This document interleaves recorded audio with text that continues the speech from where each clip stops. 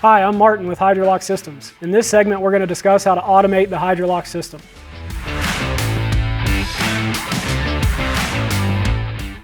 So one of the most common, easy ways is with a digital timer. Simply plug this into the wall and plug your pump into the timer.